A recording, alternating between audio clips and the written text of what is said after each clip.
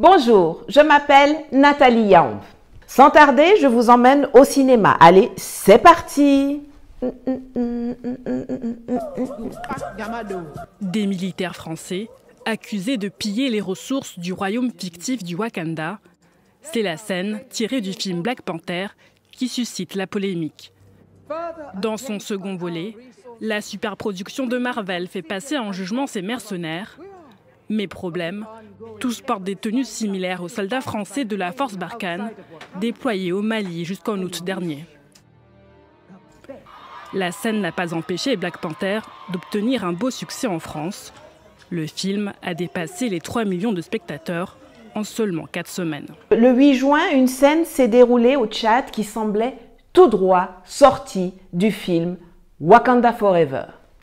L'incident s'est passé à Forchana, près d'une base militaire française, quand des soldats français qui circulaient sans ordre de mission ont été interpellés par des soldats tchadiens. Il a été réglé en quelques heures.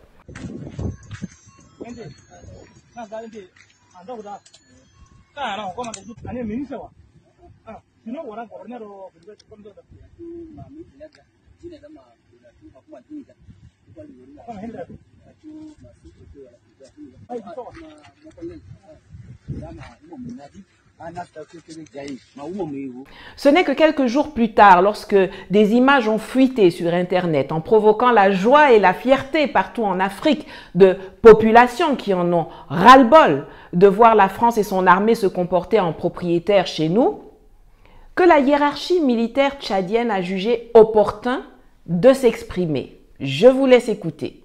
C'est d'abord un incident qui n'est pas coordonné, un incident malheureux que nous déplorons. Et c'était notre demande à nous, gouvernement, qu'on avait demandé à la force française de nous aider afin de rapatrier tous les réfugiés soudanais à l'intérieur du pays.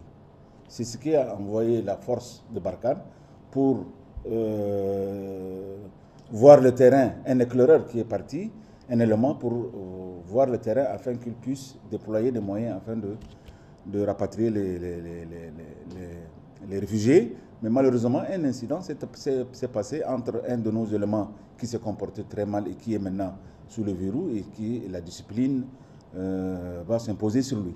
Donc c'est un incident malheureux que nous déplorons et nous demandons des excuses auprès des forces françaises Barkhane qui sont à côté du gouvernement pour aider le gouvernement à ramener la quiétude et accueillir les réfugiés soudanais et puis les soigner. Ce qui est choquant, au-delà du fait que l'État tchadien, la grande armée tchadienne, ont besoin d'appeler la France au secours pour transporter des réfugiés soudanais d'un point A à un point B à l'intérieur du Tchad, c'est la facilité avec laquelle les dirigeants africains sont enclins à s'excuser auprès des Occidentaux. Le général Daoud Yahya Brahim, ministre des Armées, sait-il ce que représentent des excuses au plan diplomatique? Car il y a une distinction importante entre les regrets et les excuses. Par exemple, en diplomatie, les regrets, qui peuvent d'ailleurs être sincères ou pas, s'expriment face à une situation ou à un événement qui a eu des effets négatifs. Les regrets n'impliquent pas de reconnaissance de responsabilité ou une demande de pardon. Ils sont une marque d'empathie. Les excuses, par contre, non seulement sont plus formelles, mais également impliquent la reconnaissance de responsabilité en engageant l'État et en ouvrant la porte aux réparations, tandis que les regrets sont utilisés lorsque la situation est moins grave ou lorsque la responsabilité de l'État n'est pas clairement établie. Les pays qui nous ont pillés, massacrés, violentés pendant des siècles, des États qui ont planifié, financé, cautionné ou perpétré des génocides contre nos peuples ne présentent jamais leurs excuses ou attendent des décennies et des décennies pour exprimer des regrets du bout des lèvres. Mais c'est tout un État qui va faire sabari parce qu'un militaire tchadien a demandé à des soldats étrangers circulant sans ordre de mission de déposer leurs armes et d'attendre sur le côté pendant qu'ils procédaient à la vérification de leurs explications. Au-delà, on va même jusqu'à punir le militaire consciencieux en le mettant aux arrêts et en évoquant des sanctions disciplinaires et peut-être même sa révocation. Aïe! Rien qu'au Tchad, il y a une pléiade documentée de crimes commis pendant l'esclavage et la colonisation. Je vais seulement citer un ou deux exemples qui me viennent en tête spontanément.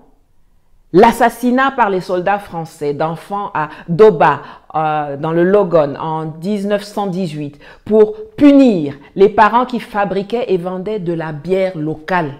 Regret, excuse. 1929, la guerre du Mandoul, qui fait suite au soulèvement des populations contre l'impôt qui leur est prélevé. Leur révolte est écrasée dans une violence féroce, inouïe par les troupes coloniales. Au moins 600 morts uniquement dans le village de Bouna, réduit en cendres dans la foulée. Près de 20 000 tués au niveau du canton, 25 000 déportés, principalement des enfants dont les parents avaient été massacrés. Regrets, excuses. Allez lire Azavedo, allez lire Ndingamadji ou Nzabakomada Yakoma, dont je vous parlais déjà dans une précédente vidéo qui va s'afficher à l'écran ou à la fin de celle-ci.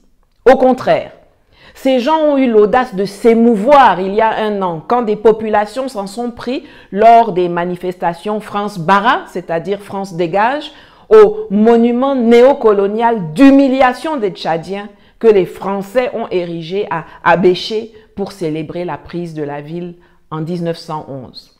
En contraste avec cette facilité des autorités tchadiennes à se mettre à genoux sur les tessons de bouteilles face à la France, on note aussi une incapacité totale, un refus catégorique de présenter des excuses à son propre peuple, qui est, ma foi, bien plus souvent offensé et malmené que les 5 bidas français lors de l'incident dont je vous ai montré les images au début de la vidéo.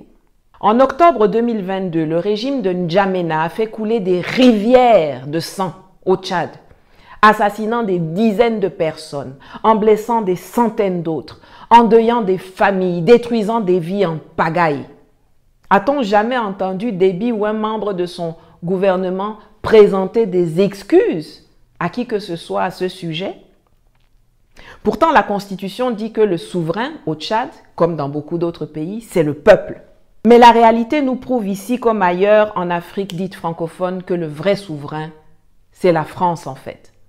Et c'est vrai que c'est elle qui a installé Mahama Déby Itno au pouvoir devant nous, au forceps, en 2021, après que son père, devenu réticent à servir la France et trop bavard, trop enclin à en dénoncer les interférences et les manœuvres impérialistes, a été assassiné au combat, à point nommé, dans des circonstances naturellement jamais élucidées.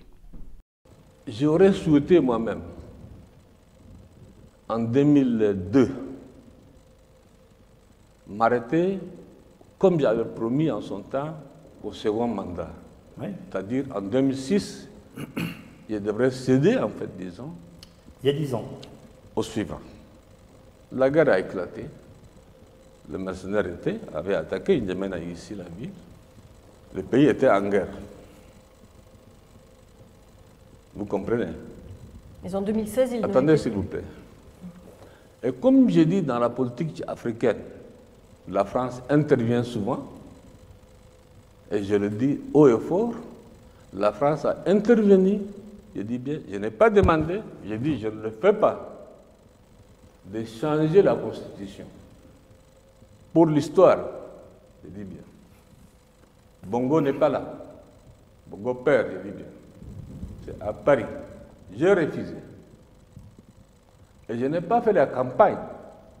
Qu'est-ce que vous voulez dire? C'est la France qui vous a poussé à continuer? C'est toujours la France qui fait, et c'est toujours la France qui critique, et c'est toujours la France qui est derrière. Mais en 2016, la France n'était pas derrière votre candidature. Écoutez-moi d'abord, s'il vous plaît. Ce que vous voulez dire, c'est que c'est Paris qui vous a poussé à continuer? Laissez-moi finir. Quand, comment ils appellent le constitutionnaliste qui est venu ici, je ne connais même pas son nom. Je ne connais même pas son nom. Moi, j'ai refusé, j'ai dit je ne change pas. Ils ont passé par leur arcade, puisque l'Afrique, pour la France, il n'y a rien de, comment on appelle, de caché. C'est entre ses mains. Passé par les uns et les autres, ils ont changé la Constitution.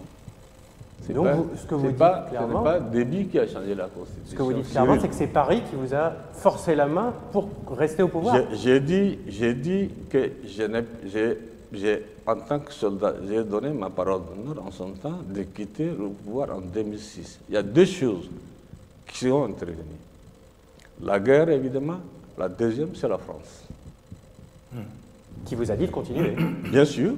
Et maintenant, aujourd'hui, ce sont ceux-là même qui ont changé la Constitution qui me critiquent. Quelle tristesse, mes amis, quelle tristesse. Il y a des mots qu'on n'emploie pas comme ça à la légère. Les mots sont des armes. Nos adversaires me reprochent souvent d'être plus dangereuse que des États et des armées entières, alors que je n'utilise que mes mots pour les combattre. Mettons les gens qu'il faut à la place qu'il faut et formons adéquatement ceux qui prennent des décisions en notre nom et qui portent la parole de l'État. J'espère que le général Daoud Yahya, ses collègues, son patron vont voir cette vidéo et vont voir aussi comment la reine Ramonda s'est comportée dans Black Panthers pour que cela puisse les inspirer et les guider. Alors s'il vous plaît, likez, commentez et surtout partagez massivement cette vidéo pour que cela arrive jusqu'à eux. À tous ceux et celles qui sont déçus, découragés, honteux du comportement de l'État tchadien à travers les paroles et les actes du ministre des Armées, je dis gardez courage. L'incident du 8 juin a établi que jusque dans les rangs des militaires au Tchad, il y en a qui en ont marre de voir des soldats français circuler chez eux comme en terrain conquis et qui sont suffisamment décomplexés pour les traiter comme il se doit. Et le fait que ces dignes militaires tchadiens soient sanctionnés plutôt que félicités va contribuer à faire monter la grogne au sein des troupes. Comme on dit chez moi, ce qui arrive à Maklakla arrive à Makloklo. Chez les Blancs, là-bas, on dit « qui tuera par l'épée mourra par l'épée ».